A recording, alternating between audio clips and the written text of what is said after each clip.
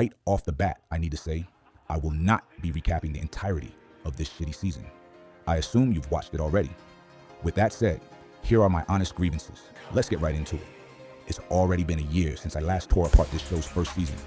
I begged and pleaded with the Lord that this dumpster fire would not be greenlit for season 2. First off, Adi Shankar cannot write. You can't sit here and tell me this man has sat down to play any of the Devil May Cry games, bro. The moment I saw that the official Netflix DMC t-shirts couldn't even fucking spell Virgil's name right, I knew we were in trouble. This weak-ass shirt does not need to cost so much. They're acting like Lady herself is going to be sliding to the crib, hand-delivering these fuckers. The main issue I have with this season is how much they made Virgil a glizzy guzzler for Mundus. Back in season 1, people saw his brief cameo in the Nilo Angelo form and thought he was being brainwashed. That was a fair assumption, except that wasn't the case. Virgil completely lets himself be a lapdog to the same man who literally killed his mother. In this brilliant retelling, Mundus frames another demon, Argo Sax, for the murder. So, in this show, it's Mundus who gives Virgil his blade, the Yamato, and even trains him how to fight. Except that was not supposed to be the case. Virgil received the Yamato from his father, Sparta, who created the sword and left it to him as a keepsake. The real Virgil would never see Mundus as a father figure or someone to bond with. He would be absolutely disgusted by the mere audacity of it all. In the show, this version of Virgil hears insults to his own mother, but still constantly glazes Mundus as casually as breathing air. Netflix. Virgil doesn't even check Mundus when he insults or belittles the memory of his parents. It's complete blasphemy.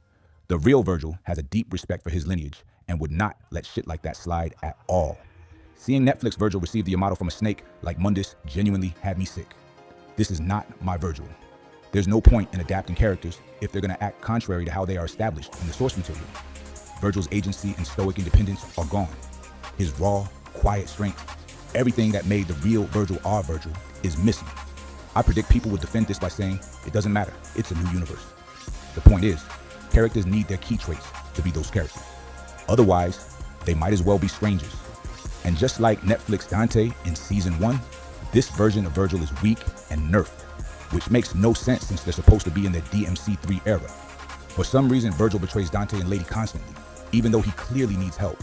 They have a common enemy. By all logic, they should have teamed up. Now let's get to Dante. Once again, this season did him no justice. Once he is up and awake, he's completely unbothered by Lady.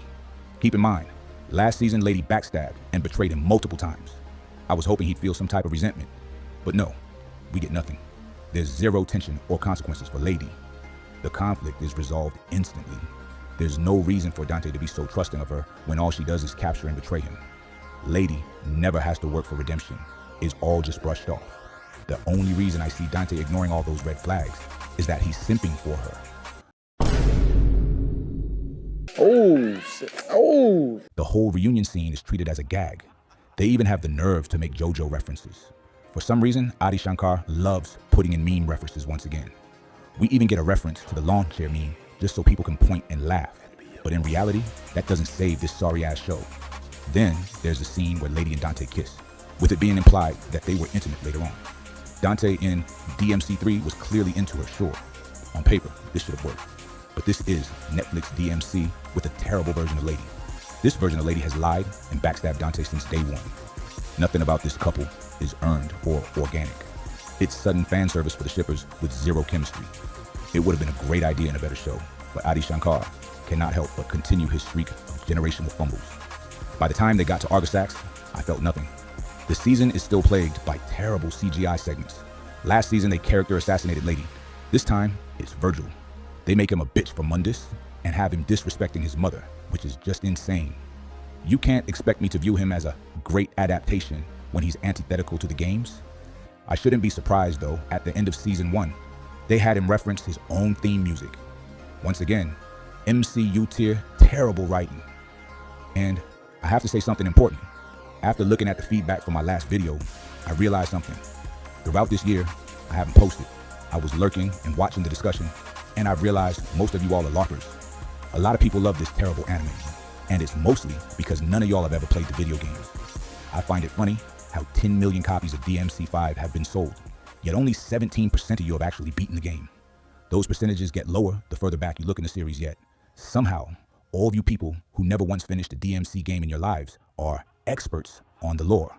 Somehow, you people who don't know how to properly play these games have a say on what the series should be. Bullshit. You all are complete posers and LARPers. None of you can do an enemy step cancel combo, let alone unlock all of Dante's moves. If all of you watching the Netflix adaptation are fans who play the games, then where are you? Why is the trophy percentage so damn low? It's embarrassing. Only 500 people on Steam actively play DMC5 on average. Yet somehow, nobody is a LARPer and everyone knows what they're talking about. Again, I call bullshit. Most of you didn't beat the game on the easier modes, and even if you did, you most likely sucked, spam stinger, and never touched a different style. And I'm not gatekeeping. Gatekeeping would mean I didn't want you to play. In reality, I want you to play the games instead of lying to me in my comments. If I call myself a biker and I don't own a motorcycle, I'm LARPing. If there's one thing you take away from this video, stop fucking LARPing. Thank you. Alright, so I've already made my own criticisms of Devil May Cry, the Netflix series, when I was talking about the character assassination of Lady. But for this particular rant, my problem was going to be the bastardization of two main characters, Sparda and Virgil. I made a whole video on one of the scenes in Devil May Cry 3 that I thought perfectly encapsulated Virgil's motivations, his psychology, and, you know, the core aspects of the character, right? I think you guys should give it a watch. And out of the twins, out of Dante and Virgil, I initially, you know, being a fan of the series, leaned more towards Dante, but as I got older, I became a bigger fan of Virgil. So it really pissed me off after watching the series and seeing how they did two iconic characters that are pivotal to the story, Virgil and Sparda, and seeing how they just completely mischaracterized both those characters. And that's what I'm here to talk about today. Now, they're trying to write Sparda as not only something that was racist or, how could I say this, xenophobic towards humans, like he viewed them as pests or as pets, similar to Omni-Man, right? But then also writing him as an absent, deadbeat father is insane to me. It's very well and established lore that Sparda was an active father up until his disappearance. Right? He's actually the reason the twins actually fight super similarly. I mean, if you notice in the games, they both use Stinger in the same way. Even when it comes to judgment cutting, something that we see in Devil May Cry 4, Dante's able to actually perform, right? Even when it comes to their hand-to-hand combat, right? Dante and Virgil fight in a similar way. And that can easily be, you know, oh, they're twins, that's why they fight in a similar way. But no, I would argue it's because they were both trained under the same father figure, right? They were both trained under the same master. That's why Nero, if you look at Nero, right? Despite being a blood descendant of Sparda, he fights completely different from Virgil and Dante. Why? Well, the patriarch of the family trained Dante and Virgil, and hence the reason they fight so similarly. When compared to Nero, a descendant of Sparda as well, he's developed his own fighting style because he wasn't trained under Sparda. This is this is basic 1+1 lore for Devil May Cry, and for for Ari to just completely ignore all that lore. Dumb stupid ass bitch. And to say, ah, nah, he was just a deadbeat father. He said, fuck them kids. Oh my god! Not to mention him also abandoning his wife. You know, his obligation to protect his family. And writing him as somebody that just disregarded the safety of his family, treated his own children as disposable. It's crazy. I'm not a fan of that. And that also hurts the relationship that Virgil has with his father in the game. It's very well established that everybody knows that's an actual fan of the series, that's not LARPing, right?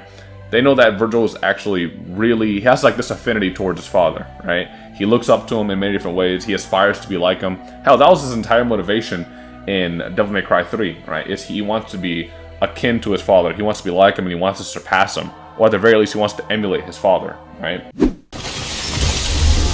I shall surpass Sparda. Why do you refuse to gain power? The power of our father, Sparda. No one can have this, Dante. It's mine. It belongs to a son of Sparda. Leave me and go. If you don't want to be trapped in the demon world, I'm staying. This place was our father's home.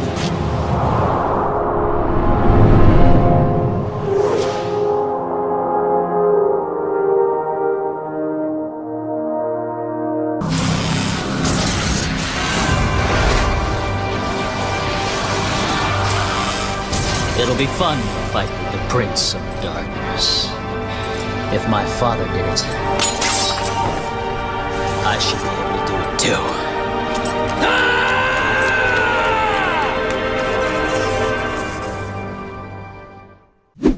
And the whole plot of Devil May Cry 3 was him pursuing Sparta's power, right?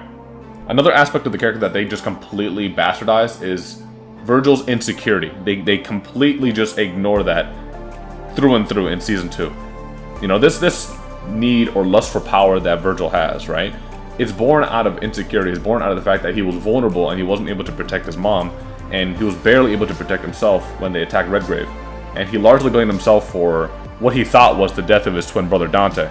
After that trauma, that's where he developed this need for power. And he almost never feels as if he's gotten enough power. He's always pursuing more and more and pushing himself to gain more power because he never wants to be in a position where he's powerless and he can't protect himself or the people that he loves.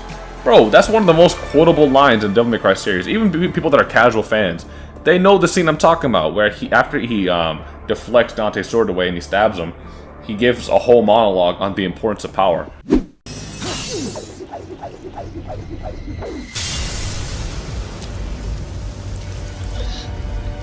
Foolishness, Dante. Foolishness. Might controls everything. And without strength, you cannot protect anything. Let alone yourself.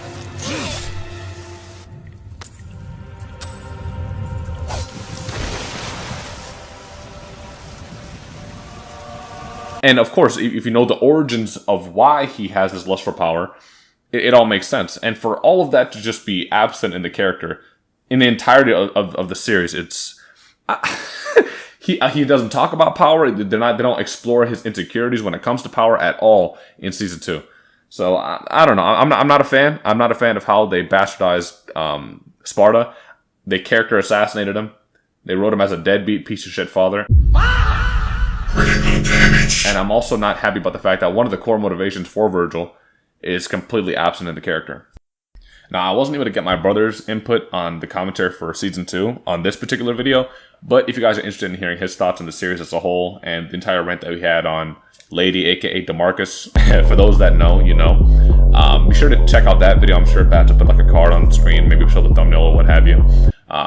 Yeah, it was a pretty good video, and my brother had some pretty funny unhinged commentary as well on that.